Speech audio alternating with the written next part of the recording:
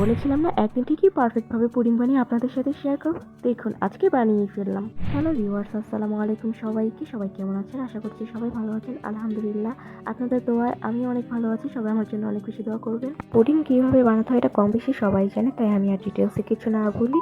ক্যারামেলটা হতে থাকতো, এর আগে আমি যে পুডিংটা বানিয়েছি সেটা একটু দেখিয়ে নিই আপনাদেরকে। যারা আমার ওই ভিডিওটা দেখেনি তাদের জন্য আমি একটু দেখিয়ে নিচ্ছি।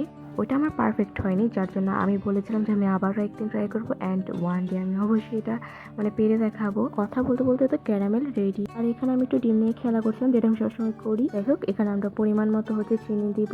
ভিডিও করার সাথে সাথে রান্না করে দেখেন কি একটা অবস্থা, দুইটা কাজ একসাথে করলে আর কি যা হয়। হোক, এখানে আমি একটু ছেঁকে নিচ্ছিলাম যেন কোনো দলা না থাকে। এখন ক্যারামেলের উপরে আমরা দিয়ে দিচ্ছি পুডিংটা। দেন এখানে আমি পাতিলটাও সেট করে নিলাম, এখানে আমি এখন কিছুক্ষণ গরম হতে দিব, তারপর এটার উপর হচ্ছে পুডিংটা দিয়ে দিব। এই তো এখানে আমার সবকিছু রেডি। আর এটা আমি প্রায় 40 মিনিটের মতো জাল করে নিয়েছিলাম। তো 40 মিনিট পর আমি নামিয়ে নিই, আর দেখি এরকম লুক, আমি ভয় পেয়ে যাই, যার জন্য তখনই আমি বলার সাহসটা পাই না। তো ভাবে কিছুক্ষণ ফ্রিজে রেখে দিই, তারপর দেখি কি হয়। তো ফ্রিজে রাখার পর জাস্ট আমি ভয়টা খুলতেছিলাম, কি হবে। আমার সাথে সাথে আপনারা অনেক বেশি এক্সাইটমেন্ট নিয়ে বসে রয়েছেন যে এটা খোলার পর আসলে রেজাল্টটা কি আসে।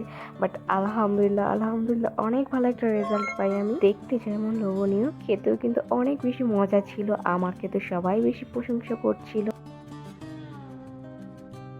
ফার্স্টে তো আমি ভেবেছিলাম যে এবারও মনে হয় করতে পারবো না, প্লাস কোনো তিতা ভাব ছিল না, অনেক বেশি মজা হয়। আমার বাবা খেয়ে তো অনেক বেশি প্রশংসা করে, আমাকে তো বলে যে তুমি নেক্সট ডে আবার বানাবা। তাই আমি নেক্সট ডে আবারও বানাই অ্যান্ড এটাও খেতে অনেক বেশি মজা হয়েছিল।